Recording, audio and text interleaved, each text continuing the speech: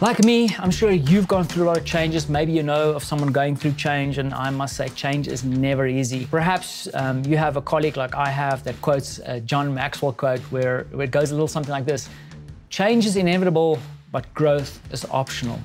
Hey, my name is Werner Puchert, and I believe that most of the world's problems and changes are just interesting design challenges in disguise. In this video, I'm going to talk a little bit about change, what that means, and then introduce you to an awesome tool that I discovered recently because I was going through a lot of changes and I wanted to understand a little bit what that means, or what could be done to ease the pain a little bit.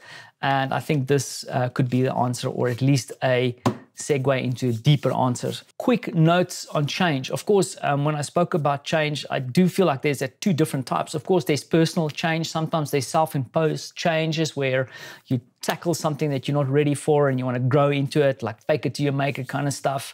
And that's self-imposed. What I'm talking about here is when someone else, an organization, or entity imposes a change on you or your team, or you have to impose certain changes, and maybe the people working with you or who are going to be affected by this change is not necessarily ready for the changes or do not understand that. And this is where this interesting tool comes in. It's a tool from XPLANE, well-known folks in the design field, and this tool is specifically referred to as barriers to change, a user-centric diagnostic tool for unsticking change. First, I would want to state that this is for organizational change. So if you're about to go on a Zen trip to change your life, to go and meditate, perhaps not the card deck for that process, but if you want to give it a try, let me know how that worked out for you. But organizational change, and this can be used mostly by folks who are assisting or driving or doing the change management planning for change. It can be used by themselves, but then also for people who will be affected by the change you are trying to drive. Once again, if you look at the XPLANE website, they will give you all kinds of additional tools around change management, and they refer specifically to an activation curve that you can use. And this card deck is based on that curve to understand why people might be resisting change. Cool, so let's have a quick look what's going on inside this card deck, and I'll explain how the tool works. The first thing I'll mention, because I know my other card geeks will probably point that out, is that it's not the greatest box on the planet. It's a bit of a flimsy little box here. Get rid of that. But then inside you will find a collection of cards. And if I go through them, you'll see that there's a nice color-coded card here, but then what the hell is going on here? These are just quotes. So yes, on the one side of the card deck, you'll find a whole number of quotes, and I'll get into the play in a second. And uniquely so, because this is a two-sided card deck, which one of the reasons that drove me to kind of pick up this card deck in the first place is that it uses both sides of the cards.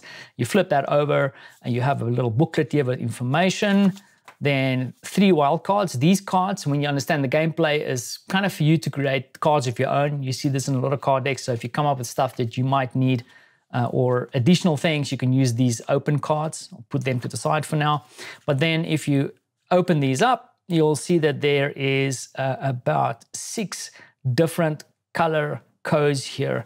And this is 6 categories that is plotted out on the activation curve, as XPLANE kind of refers to for this card deck. A lot of what I'll be talking about is actually laid out in a little booklet that you will get with the card deck that has different notes in here, but then most importantly, 3 games or 3 kind of implementations that you can actually use the card deck with. Now, remember, you want to take people from a current state to a future state, but there might be certain kind of barriers to that change. You want to identify and prioritize how you address those barriers. And I try to map the color codes against the activation curve that they refer to all the time. If you look at the smaller type here, these are the actual categories. Ignore the bigger type here for a moment. The first one is problem alignment. Do we all agree that we are addressing the right problem for the change to happen? Then of course there's solution alignment. Is everybody agreed on that this is the right solution that we are implement here? Then there's engagement. So how would this future state affect engagement? Interpersonal, how would the future state affect interpersonal relationships? And then also kind of going into the unknown. Is the organization ready, people ready to kind of deal with some of these uncertainties, these ambiguities? And then finally, execution over here is that is the future state properly supported for success? So these are the 6 categories that you're going to be dealing with when you work with this card deck. Okay, so let's flip the script, or shall I say flip the cards to the other side of the card deck, because this is where the gameplay is going to start happening. Now, first thing, I mentioned in the beginning that the gameplay can be done by the team driving the change. Fundamentally, this is just to test your assumptions, right? You're building for someone else. If you're the implementer of the change, you want to get out into the field and go talk to the people that are going to be affected by change to really figure out, get rid of your biases to understand what is the change or the barriers to change for them. Now, the gameplay is pretty simple. You want to have them, it's probably going to be in a 15-minute interview. Individually, you want the person to take the card deck and then look at the quotes at the back of the card. So for example, the first one here says, the current way we do things works great for me. Why are we changing? If this resonates, then you ask this person to add it to the yes pile. And let's say the next one, from where I sit in the organization, this is an issue. And you'll see a lot of these kind of quotes at the back of the cards here, and they just repeat the process.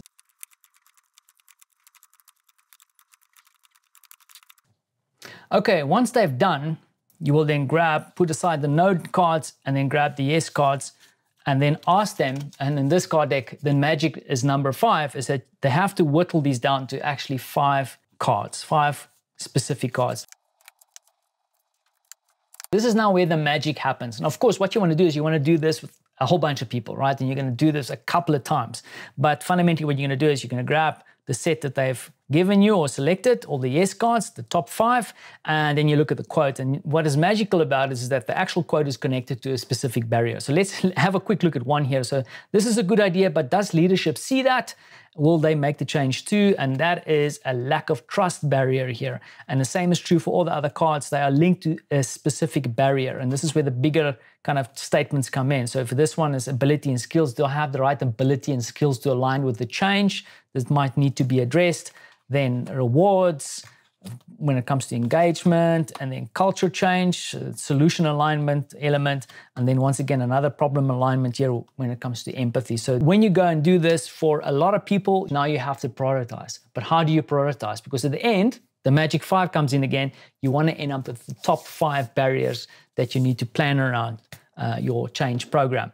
Now, this is where this handy card comes back in, because remember, I spoke about this activation curve and they are prioritized. So what you want to do is you want to always address the problem alignment issues first. Now, when I look at this little set that I have here, okay, it's a small one. You're going to have much more, as that I want to look at lack of trust and empathy first. Then I want to look at solution alignment, culture change. And then I want to look at the engagement element. That's third year on the card. I don't have interpersonal. I don't have unknown at the moment. So the last one here is ability and skills. So these will be the top 5 issues that I need to address in my change management plan. Cool. XPLANE's card deck, barriers to change, a user-centric diagnostic tool for unsticking change. Love it. I think number 1 reason is the fact that they broke with the convention of the normal card decks. They're using both sides of the card deck, which is really interesting to me. The other thing is that it is connected to some kind of process. You can find some of the templates and insights on their website. You can download them. There's, I think, a mural template that you can grab as well. So it can actually help you build a specific deliverable, which I think is valuable. And then on my own personal and my team space, I've been using that to understand some biases that I might have. We were going through changes. I also know that I've been working with some of my team members to implement some of this in our research, which I'm currently very excited about doing. So definitely something that I thought was worth the investment. So go to XPLANE's website to grab a set if you want that. All the templates and things are available there. But that being said, I mean, change is a big topic. So if there's any interesting tools or approaches that you appreciate, please share. I love to know more. And as always, thank you for watching, and catch you in the comments.